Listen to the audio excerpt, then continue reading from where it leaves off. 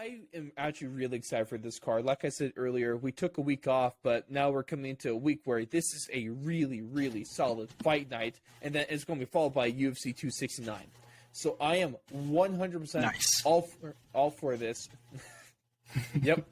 And it's just going to be a good time. So we're going to get to Blake's bangers and some predictions for the main event, but a couple of the fights I just want to highlight before we get to the bangers themselves is Brian Barbarena. He got a replacement fight with Darren Weeks, which is actually looking like a really solid matchup. Clay Guida is still fighting, and he's taking on a guy that's pretty much as old as him, and Leonardo Santos. And if you take a look at the prelims as well, you got Maki Pitolo against Dusko Todorovic in what we call the main event of the prelims. One thing I'm actually really looking forward to is Alonzo Menifield versus William Knight. That is a freaking good fight. Then Alex Morano versus Mickey Gall. Big proven fight for either guy. But I think those are some of the ones. There's a lot of fights that are going a little bit more under the radar. And Blake, you kind of included there on your bangers for this week. So without further ado, give us the bangers for UFC Vegas 44. I just want to point out Leonardo Santos knocked out Kevin Lee. Oh. Isn't that crazy? Anyway, bangers. Bangers for this week. We're going to do Brendan Allen versus Chris Curtis. Love that. We're going to do, and that's in the middleweight division. It's crazy how small Chris Curtis is. 5'8", dude. Yeah. Hey, he fought out against Phil though. Yeah, definitely. I'm excited for that fight. Jimmy Crute versus Jamal Hill is the next fight that I picked. And those are just two guys that are, kind of up-and-comers in the light heavyweight division, trying to make their way into contenders. Two guys coming off of kind of brutal-looking finishes in their last fights. Jamal Hill got... Paul Craig made his arm look horrible, and then eventually ended up being was even an injury, is what it ended up being. It was a dislocation, right? Wasn't that it? Yeah. Yeah, that's pretty much what it ended up being. He ended up being fine from that one. I don't know how he avoided legit injury from that. And then Jimmy Crute pretty much sprained his LCL after Anthony Smith landing a hard leg kick. Yeah. I'm excited for these guys. And like kind of what I shouted them out earlier, the light heavyweight division has some young studs, man. Yeah. I'm saying, man, it's going to be good. And then Jamal Hill can hit like a truck. Remember what he did to OSP? Absolutely. Absolutely, dude. He beat the crap out of that guy. I don't know if too many people were expecting that either. No, I wasn't. For the last banger, we're gonna do Brad Riddell versus Rafael Fizzyev. Easy. And that's just, speaks for itself. Brad Riddell, 3-fight win streak, looking incredible against Drew Dober. Very, very close fight, but I think the right decision was made in the end. Fizzyev, rough fight in his last bout against Bobby Green, where he kind of fizzled out towards the end. Fizzyev fizzled out. Ooh, I see what you did there. But he also beat up Renato Moicano, which I think is very impressive. Knocked him out in the first round. He also has beaten Diakis. I can never freaking say that guy's name right. But another guy that's super athletic and has got a decent record, 14-5. Mm-hmm. So that's going to be a sweet fight, I think. I think it's going to be high-level striking. It probably, maybe Riddell will try to take him to the ground, but I think Riddell's pretty confident in his striking, too. With the former training partners, too. And so Riddell's been speaking about that. He said they were going they knew they were going to meet. This is just sooner than they thought. Yeah, it's crazy, man. It's crazy how things change like that. One day you're training with someone, the next day you're punching them in the face for reals. So love this sport. This is going to be an interesting one, though, man. I don't know. It's it's tough to say. I don't know. That's a hell of a co-main. It is. It's going to be fireworks, man. Shoot, just look at that Dober Riddell fight, dude. Riddell's that's up there for ready to fight. That's a fight night up there for fight of the year. Just some really good stuff, man. I'm super pumped for this. I am super, super pumped for this card. Then, of course, let's take a look at the main event. Rob Font versus Jose Aldo. Jose has looked good in his last couple fights. Of course, Rob Font, he had the ability to fight for the interim bantamweight title. He turned that down, and he says he's actually thankful for that. But dude, Rob Font, he made short work of Cody Garbrandt.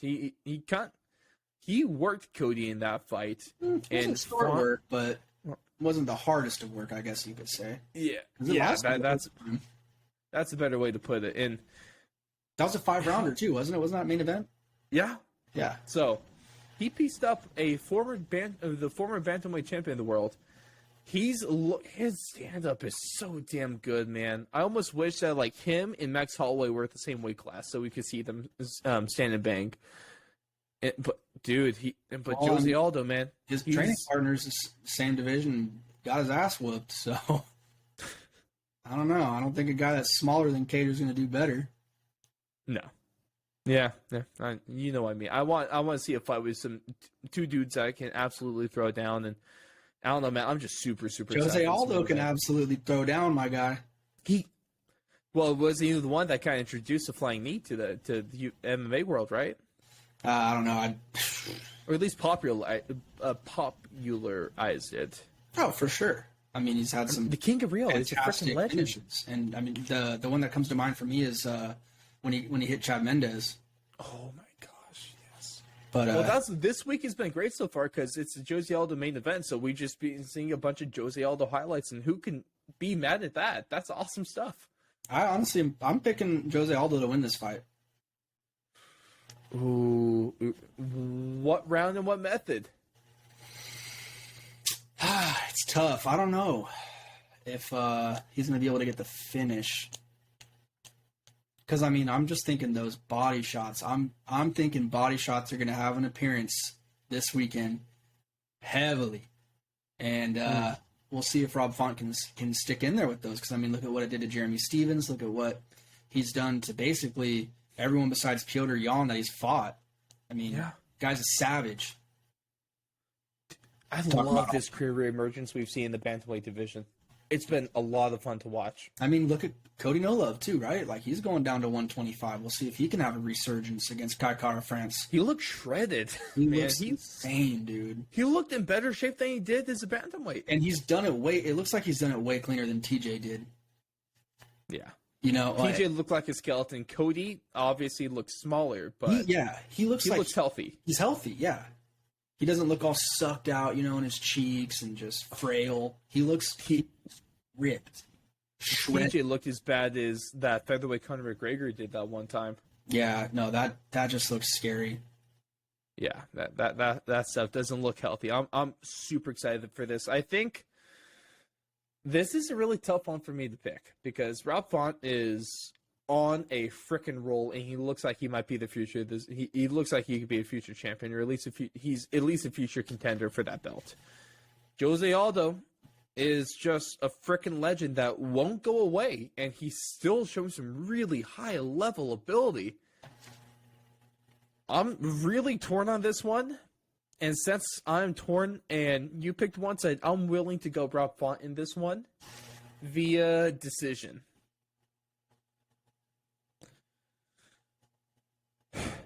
I'm not feeling confident towards either guy, though. This is really good matchmaking. Shout out to the UFC for giving us this fight, though. Oh, yeah. It's going to be a good barometer for Rob Font to see if he's got what it takes to be a champ, because Aldo is one of the, probably top 5 to 7 legends in UFC, I'd say, as of right now. Mm-hmm. Just because of his special run at featherweight,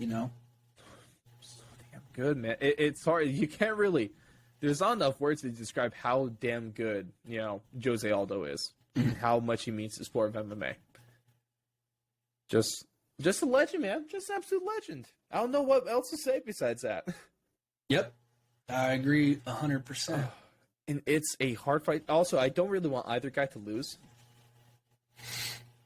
This one I don't really care too much about. Honestly, I'm not like a huge fan of either guy, but I respect the hell out of both of them. Absolutely. So I don't care. One of them gets knocked out, I'll be like, all right, cool. Fair enough, dude. All I know is I am beyond hyped for this, and this is just going to be a really, really damn good fight, and it's the perfect appetizer for UFC 269. I agree. So, dude, it's going to be some damn good stuff.